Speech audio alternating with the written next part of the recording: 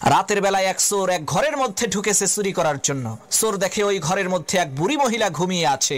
এখন চোরের নড়াচড়ার খসখসানি শব্দ শুনে হঠাৎ করে সেই বুড়ি মহিলার ঘুম ভেঙে গেল। চোর কয়, সর্বনাশ, ধরা বুঝি পড়েই গেলাম, এখন কি করি? এমন সময় সেই বুড়ি মহিলা সেই চোরকে বলল, বাবা, তোমাকে তো দেখে মনে হচ্ছে তুমি খুবই সম্ভ্রান্ত পরিবারের সন্তান, মনে হয় বড় কোনো বিপদে পড়ে এই চুরির পেশাকেই বেছে নিয়েছো। ঠিক আছে, কোনো সমস্যা নাই।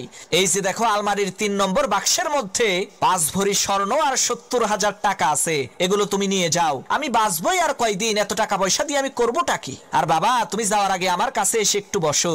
আমি একটু আগেই একটা আশ্চর্য ধরনের স্বপ্ন দেখেছি, এই স্বপ্নের মানেটা আমি বুঝতে পারছি না, তুমি একটু বলো তো এই স্বপ্নের মানেটা কি? চোর মনে মনে কয়, আল্লাহ, সব বাড়ির মানুষেরা যদি এই বুড়ির মতো বড় দিলের অধিকারী হইতো, তাহলে তো আমার আর কোনো চিন্তাই থাকতো না। এদিকে সেই বুড়ি মহিলা তার স্বপ্নের কথা সেই চোরকে বলতে আরম্ভ করলো। সে, বাবা, আমি দেখলাম বিশাল বড় একটি মরুভূমির মধ্যে আমি হারিয়ে গেছি। এমন সময় একটা ঈগল পাখি এসে জোরে জোরে 3 বার বলল, জামাল, জামাল, জামাল। এরপরে সেই ঈগল পাখিটি চলে গেল। বাবা, বলো তো এর মানে কি? চোর মনে মনে চিন্তা করতে লাগলো, এই স্বপ্নের মানেটা কি হতে পারে? ইতিমধ্যে পাশের রুম থেকে সেই বুড়ি মহিলার একেবারে টকবগে জোয়ান ছেলে জামাল, তার নাম জোরে জোরে শুনতে পেয়ে ঘুম থেকে উঠে ঘরের মধ্যে ঢুকে সেই চোরকে ইচ্ছা মতো পিটাতে আরম্ভ করলো। তখন সেই বুড়ি মহিলা বলল, হইছে, এবার থাম, ওর কৃতকর্মের ফলও পাইয়া গেছে।